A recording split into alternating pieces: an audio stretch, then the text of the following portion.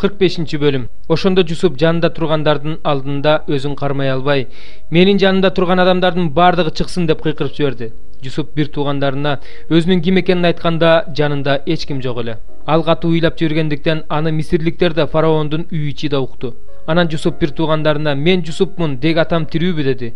Бирок бир туугандары жооп бере албай калышты. Анткени алар анын алдында коркуп турушту. Ошондо Жусуп бир туугандарына "Мага жакын келгилечи" деди. Алар жакын келишти. Ал "Мен Жусупмун, силердин Мисирге сатып жиберген бир тууганыңармын. Бирок азыр кайгырбагыла. Мени бул жака сатып жибергениңерге өкүнбөгүлө. Анткени Кудай силердин өмүрүңөрдү сактап калыш үчүн мени бул жака силерден мурун жиберди. Анткени жер үстүндө ачарчылык болгонуна 2 жыл болду. Дагы 5 жыл жерди айдалбайт, эгин да урулбайт. Силерди жер үстүндө калтырыш үчүн жана улуу куткаруу иши менен өмүрүңөрдү сактап калуу үчүн Кудай мени силерден мурун жиберди. Ошондуктан мени бул жака силер эмес, Кудай жиберди. Ал мени фараондун атасы, анын бүт үйүнүн мырзасы, бүткүл Мисир жеринин эгедери кылып койду. Атама тезирээк баргыла да, уулуң Жусуп мындай дейт дегиле: Кудай мени бүткүл Мисир жерине мырза кылып койду. Мага тез кел. Сен Гошен деген жерде жашайсың. Сен уулдарың, уулдарыңдын уулдары, майда жана бодо малың менен, өзүңдүн бардык мүлкүң менен менин жанымда болосуң. Ошол жерде менин багуумда болосуң. Анткени дагы 5 жыл ачарчылык болот. Өзүң да, үйүң да, кишилериң да жакырданып кетпесин. Силерге өз оозу менен айтып жатканымды өзүңөр да, бир тууганым Бенжамин да өз көзүңөр менен көрүп турасыңар. Атама Мисирдеги бүткүл атак даңкымды, көргөнүңөрдүн бардыгын айтып баргыла да, атамды тезирээк бул жерге алып келгиле деди. Анан ал бир тууганы Бенжаминди мойнунан кучактап ыйлады. Бенжамин да аны мойнунан кучактап ыйлады. Анан бардык бир туугандарын өпкүлөп, аларды кучактап ыйлады. Андан кийин бир туугандары аны менен сүйлөшүштү. Жусуптун бир туугандары келгендиги тууралуу кабар фараондун үйүнө жетти. Бул кабар фараонго да, анын кулдарына да жакты. Ошондо фараон Жусупка мындай деди: бир туугандарыңа мындай деп айт: малыңарга жүк артып Канаан жерине жөнөгүлө. Атаңарды да, үй бүлөңөрдү алып мага келгиле. Мен силерге Мисирдин эң жакшы жерин берем. Силер семиз жердин жемишинен жейсиңер. Сага болсо аларга мындай айтууңду буйрук кылам. Мындай кылгыла де: балдарыңар менен аялдарыңар үчүн өзүңөргө Мисир жеринен араба алгыла да, атаңарды алып келгиле. Калган буюмдарыңарга өкүнбөгүлө, анткени Мисир жеринин эң жакшысын силерге берем. Исраил уулдары ошондой кылышты. Жусуп аларга фараондун буйругу менен арабаларды, жол азыктарын берди. 22. Ар бирине алмаштырып кийгидей кийим берди. Бенжаминге болсо 300 күмүш тилде жана 5 сыйра кийим берди. Ал эми атасына Мисирдин эң жакшы жер жемиштери жүктөлгөн 10 айгыр эшек, эгин жана атасынын жолуна камдалган тамагаш жүктөлгөн 10 ургаач эшек жөнөттү. Жусуп бир туугандарын ошентип кое берди. Алар жөнөп кетишти. Аларга жолдо урушпай баргыла деди. Алар Мисирден чыгып Канаан жерине атасы Жакыпка келип, ага Жусуп тирүү экен. Азыр ал бүткүл Мисир жерин башкарып турат дешти. Бирок Жакып кош көңүл мамиле кылып койду. Анткени аларга ишенген жок. Алар ага Жусуптун айткан сөздөрүнүн бардыгын айтып беришти. Жусуп жөнөткөн арабаларды көргөндөн кийин гана алардын атасы Жакыптын руху жандана түштү. Ошондо Исраил мындай деди: болду, уулум Жусуп али тирүү экен. Көзүм өтөлегинде барып аны көрөйүн. 15-бөлүм.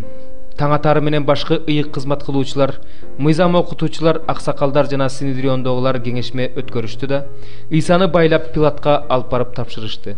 Пилат Ыйсадан: сен жүйүттөрдүн падышасысыңбы? Деп сурады. Ыйса болсо ага: өзүң айтып жатасың деп жооп берди. Башкы ыйык кызмат кылуучулар ага каршы көп нерселерди айтып айыптап жатышты. Ошондо Пилат андан: сен такыр жооп бербейсиңби? Деп дагы сурады. Анан ага: сага каршы айтылган айыптоонун көптүгүн карачы деди. Бирок Ыйса бул суроого да жооп берген жок. Пилат буга таң калды. Ал майрам сайын эл сураган бир туткунду бошотуп берчү. Ошол учурда Барабба деген киши көтөрүлүшчүлөр менен бирге камакта болчу. Алар козголоң убагында киши өлтүрүшкөн эле. Эл Пилаттан адаттагысындай эле бирөөнү бошотуп берүүсүн сурап кыйкыра баштады. Пилат болсо аларга: каалайсыңарбы, мен силерге жүйүттөрдүн падышасын бошотуп берейин деди. Анткени ал башкы ыйык кызмат кылуучулардын Ыйсаны көрө албастыктан улам кармап беришкендигин билчү. Бирок башкы ыйык кызмат кылуучулар андан көрө Бараббаны бошотуп берүүсүн сурагыла деп элди тукуруп коюшту. Пилат кайрадан аларга: жүйүттөрдүн падышасы деп өзүңөр атаган адамды эмне кылышымды каалайсыңар деди. Алар: аны айкаш-чыгачка када деп кыйкырышты. Пилат алардан: ал кандай жаман иш кылды эле деп сурады. Алар болсо: аны айкаш-чыгачка када деп мурдагыдан да катуу кыйкырышты. Ошондо Пилат элге жагууну каалап, аларга Бараббаны бошотуп берди. Ал эми Ыйсаны камчы менен сабаткандан кийин айкаш жыгачка кадатуу үчүн аскерлердин колуна тапшырды. Аскерлер болсо Ыйсаны Ак сарайдын короосуна, башкача айтканда преторияга алып келишти да бүт аскер бөлүгүн чогултушту. Ыйсанын үстүнө кочкул кызыл чапан жаап, башына тикенектен тааж өрүп кийгизишти. Анан «Салам жүйүттөрдүн падышасы» деп аны менен саламдаша башташты. Алар аны ичке чыбык менен башка чапкылашты. Ага түкүрүштү, тизее бүгүп ага таазим кылышты. Аны ушинтип шылдыңдашкандан кийин андан кочкул кызыл чапанды чечип алып, өзүнүн кийимин кийгизишти. Анан аны айкаш жыгачка кадоо үчүн алып жөнөштү. Алар талаадан келе жаткан Шимон деген Киринеялык бир кишиге Ыйсанын айкаш жыгачын мажбурлап көтөртүп коюшту. Ал Искендер менен Руттун атасы эле.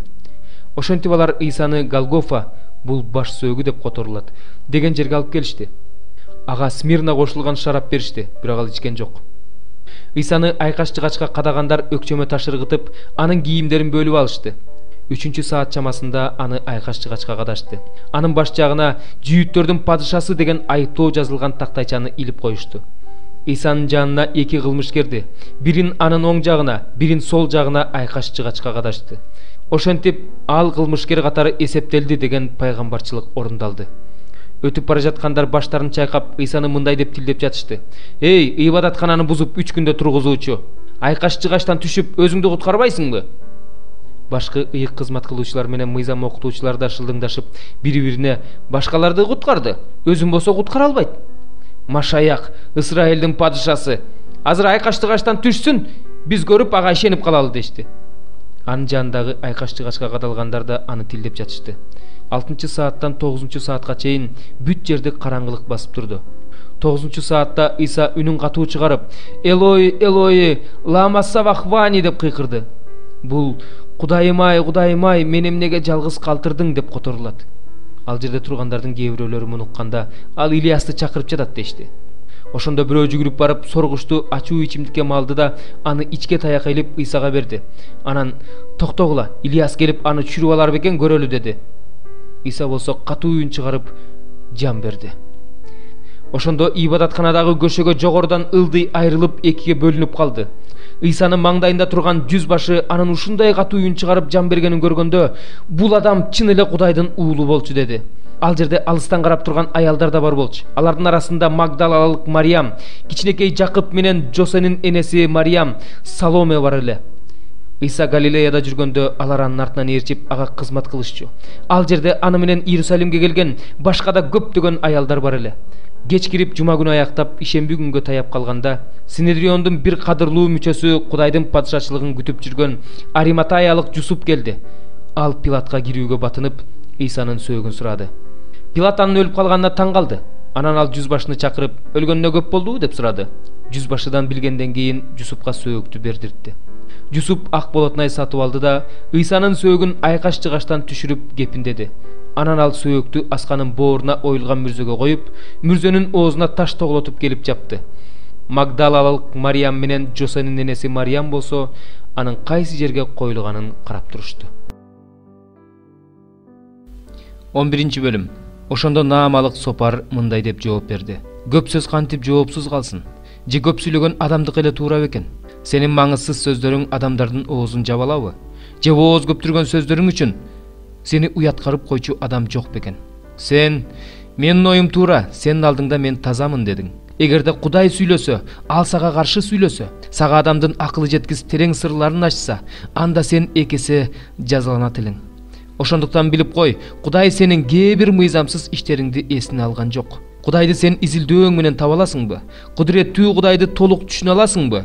Ал асмандан да бийик. Эмне кыла аласың? Ал өлгөндөр жаткан жайдан терең. Эмне биле аласың? Анын ченеми жерден узун, деңизден кенен. Эгерде ал өтүп бара жатып эле кимдир бирөөнү туткундап алып жазага тартса, ага ким каршы чыга алат? Анткени ал калпычы адамдарды билет, мыйзамсыздыкты көрүп турат. Анан кантип ага көңүл бурбай коесун? Жапай эшектен адам төрөлбөгөндөй эле акылсыз адам акылдуу боло албайт. Эгерде жүрөгүңдү өзгөртүп, Кудайга колдоруңду сунсаң, эгерде сенин колуңда күнөө болсо, бирок аны жоюп койсоң, өз чатырыңда мыйзамсыздыктын жашашына жол бербесең, анда жүзүң жарык болот. Бекем болосуң, коркпойсуң. Ошондо сен кайгыны унутасың, аны агып кеткен суудай эскересиң. Өмүрүң чайыттай ачык күндөн да ачык болот. Таң сыяктуу агарасың, тынч жашайсың. Анткени үмүтүң бар. Сен коргоодосуң, ошондуктан тынч уктай берсең болот. Жатканда сени эч ким коркутпайт. Көпчүлүк сенден ырайым издейт. Ал эми мыйзамсыздар карайлап калышат. Баш калкалар жайынан айрылышат, үмүттөрү үзүлөт. 15 бөлүм. Биз ишеними күчтүүлөр алсыздардын алсыз жагын көтөрүшүбүз керек. Өзүбүзгө жакканды эле ойлобой, ар бирибиз жакыныбызга жакканды ойлойлу. Ал үчүн жакшы болуусун, анын ишениминин өксүүсүн көздөйлү.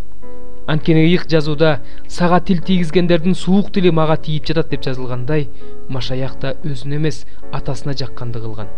Ал эми буга чейин жазылгандын баары биздин үйрөнүшүбүз үчүн жазылган. Анткени биз ыйык жазуу аркылуу чыдамдуулукка жана кайраттуулукка ээ болуп, үмүтүбүздү үзбөйбүз. Силер бир ой менен, бир ооздон Теңирибиз Машаяк Ыйсанын Кудайын жана атасын даңкташыңар үчүн. Чыдамдуулук жана кайраттуулук берүүчү Кудай өзү Ыйса Машаяктын үйрөтүүсү боюнча силерге өз ара бир ой берсин. Кудай даңкталышы үчүн Машаяк силерди кабыл алгандай, силер да бири-бириңерди кабыл алгыла. Силерге айтамын, Машаяк сүннөттүүлөргө Кудайдын ата-бабаларыбызга берген убадасын аткарыш үчүн, Кудайдын чындыгын далилдөө үчүн кызматчы болду.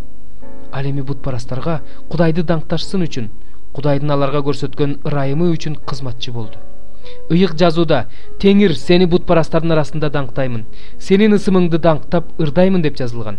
Ыйык жазуунун дагы бир жеринде бутпарастар анын эли менен бирге кубангыла деп жазылган. Ошондой эле бардык бутпарастар Теңирди мактагыла, бардык элдер аны даңктагыла деп да жазылган. Ишая пайгамбар да Жишайдын тукумунан бирөө чыгат, ал бардык элдердин үстүнөн бийлик жүргүзөт. Ага бутпарастар үмүттөнүшөт деп айткан. Ыйык рухтун күчү менен үмүткө бай болушуңар үчүн үмүт берүүчү Кудай силерди ишеним жолунда кубанычка жана тынчтыкка бөлөсүн. Бир туугандарым, силер өзүңөр деле ар кандай жакшы нерселерге жана билимге байсыңар. Ошондой эле бири-бириңерге акыл насаат айта аласыңар деп ишенем. Ошого карабастан силердин эсиңерге салуу үчүн мен кээ бир нерселерди кайраттуулук менен жаздым. Кудайдын мага көрсөткөн ырайымы боюнча Ыйса Машаяктын кызматчысы болгон мен бутпарастарды Кудайдын алдына ыйык рух аркылуу ыйыкталган жагымдуу тартуу катары алып келиш үчүн Кудайдын жакшы кабарын таратуу ишин ыйык кызмат катары аткарып жатам. Ошентип мен Кудай алдында Ыйса Машаяк аркылуу мактана алам. Анткени Машаяктын мен аркылуу аткаргандарынан башка нерсени айтууга батын албайм.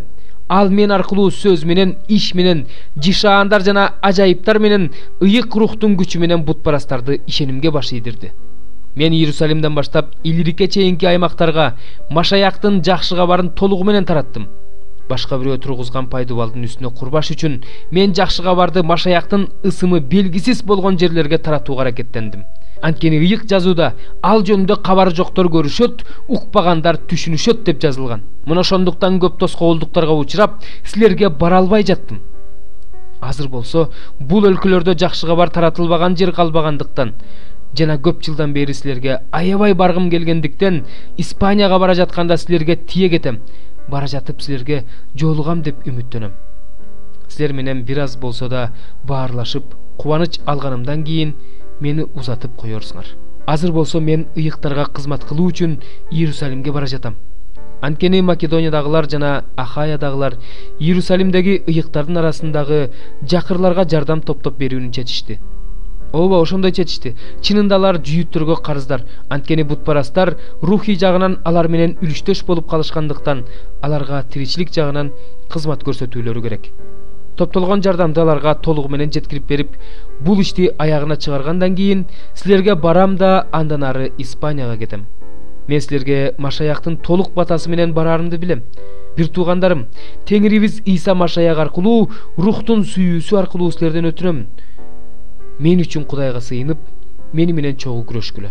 Жүйүт аймагындагы ишенбегендерден кутулушум үчүн, Иерусалим элине кылган кызматым ыйыктарга жагыш үчүн, Кудайдын эрки болсо силерге кубаныч менен келип силер менен бирге кубанышым үчүн сыйынып тургула. Тынчтыктын булагы болгон Кудай баарыңар менен болсун. Амин.